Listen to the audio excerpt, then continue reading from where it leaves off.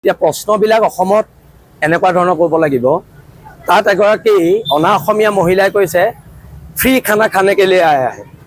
এতিয়া কথাটো হৈছে এইটো অসমীয়া জাতিসত্তাটোক তাই ভেঙুচালি কৰিছে। এতিয়া তাই জেলৰ ফ্ৰী ভাত খুৱাব পাৰিবনে নোৱাৰে চৰকাৰে, এইটো আমাৰ মুখ্যমন্ত্ৰী ডাঙৰীয়ালে প্ৰশ্ন আছে। জাতিক ভেঙুচালি কৰা সেই মানুহগৰাকীক জেলৰ ফ্ৰী ভাত খুৱাব লাগিব। এতিয়া অসমত এনেকুৱা এটা বৰ্তমান সময়ত পৰিৱেশ পৰিস্থিতিয়ে বিৰাজ কৰিছে, যেতিয়া অনা অসমীয়া মানুহৰ মাজত সংঘাত হয়, অনা অসমীয়া মানুহটোক যদি ওপৰত কেছ দিয়া হয়, তাৰ জামিনৰ ব্যৱস্থাটো কি জানে?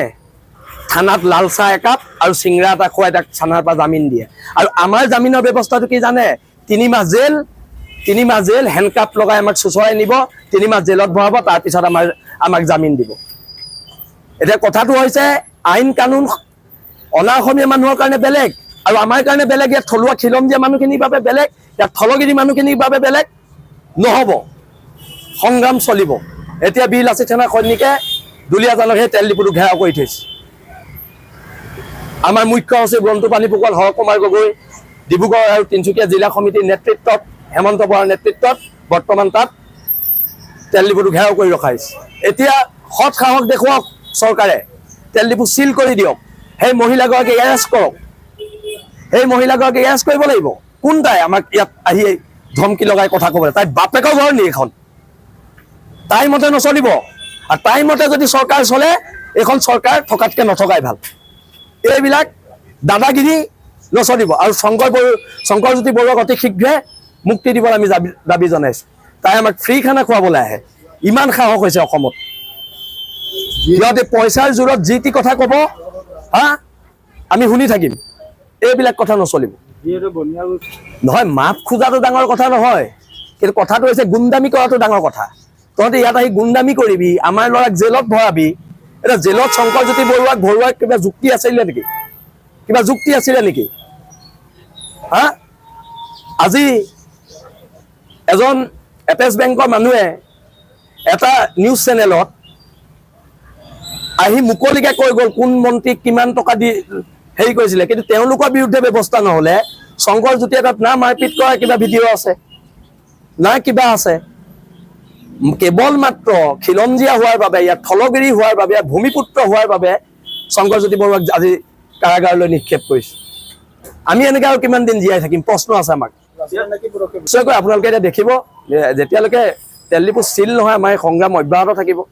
আৰু কথাটো হৈছে আজি বহিৰাগত মানুহ ইমান দপদপনি কাৰ সাহসত হৈছে?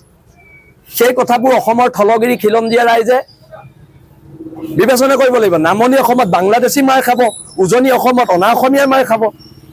আমি ক'ত জীয়াই আছো? এৰেষ্ট কৰিব লাগিব, সেই মহিলাগৰাকীক এৰেষ্ট কৰিব লাগিব। এইটো এখন চৰকাৰ নৈতিক দায়িত্ব, এৰেষ্ট কৰিব লাগিব, নহ'লে জংগী আন্দোলন গঢ়ি তোলা হ'ব। চিল নাই কৰা বুলি আমি শুনিছোঁ। তেল ডিপু চিল কৰিবলৈ বৰ্তমান দাবী উত্থাপনে হৈছে। কিছুমানে ভুৱা বাতৰি প্ৰচাৰ কৰিছে বুলি শুনিছোঁ, সত্যও হ'ব পাৰে। মই যিহেতু এতিয়া দুলীয়াজানত নাই, কিন্তু কথাটো স্পষ্ট, সেই মহিলাগৰাকীক এৰেষ্ট কৰিব লাগিব, তেল ডিপু চিল কৰিব লাগিব, আৰু মহিলাগৰাকীক জেলত ফ্ৰী ভাত খুৱাব লাগিব। অসমীয়া জাতিক তাই ফ্ৰী ভাত খুৱাবলৈ আহে, তাইকো জেলত ফ্ৰী ভাত খুৱাব লাগিব। নহয়, আমাৰ খিলঞ্জীয়া মানুহক সিহঁতি মাৰিব পাৰে, লাইচেঞ্চ দিয়া আছে। খিলঞ্জীয়া মানুহক মাৰিলে মই কৈছোঁ নহয়, থানাত একাপ লাল চাহ আৰু এটা চিংৰা খুৱাই জামিন দিয়ে। কিন্তু আমাৰ ল'ৰাই তেল ডিপুত সোমাই ধমকি এটা লগালেও আমাৰ ল'ৰাক 3 মাহ জেল দিয়ে। এইবিলাক গণতন্ত্ৰত নচলিব। সকলো পক্ষ সমান হ'ব লাগিব, আৰু যদি সমান নকৰে তেতিয়াহ'লে কিন্তু উজনি অসমৰ জনতাই বেলেগ মেণ্ডেট দিব। সকলো নিয়মে উলংঘা হৈছে। মই কৈছোঁ নহয়, বহিৰাগতভাৱে কোনো নিয়ম নাই। নিয়ম কেৱল আমাৰ ভূমিপুত্ৰ থলুৱা মানুহখিনিৰ কাৰণে আছে। বহিৰাগত মানুহে অসমত অবাধভাৱে চোৰাং কাম কৰিবলৈ, অসমীয়া মানুহক মাৰপিট কৰিবলৈ লাইচেঞ্চ দিয়া আছে চৰকাৰে। আমি আজি ক্ষোভিত, আমি আজি দুখিত। কিন্তু এটা কথা, সেই অনা অসমীয়া মানুহখিনিকো কৈ দিছোঁ, আমি কিন্তু নপুংসক জাতি নহয়, আমি এটা জীয়া জাতি হয়। যদি প্ৰত্যাক্ৰমণ হয়, ভয়ানক প্ৰত্যাক্ৰমণ হ'ব, কিন্তু সেইকাৰণে সাজু থাকক সকলো। মই কৈছোঁ নহয়, সকলো কেছ আমাৰ বিৰুদ্ধে হ'ব, ইয়াত থলগিৰি মানুহখিনিৰ বিৰুদ্ধে হ'ব, সিহঁতৰ বিৰুদ্ধে একো নহয়। সেইকাৰণেতো আজি ইমান চল পাইছে।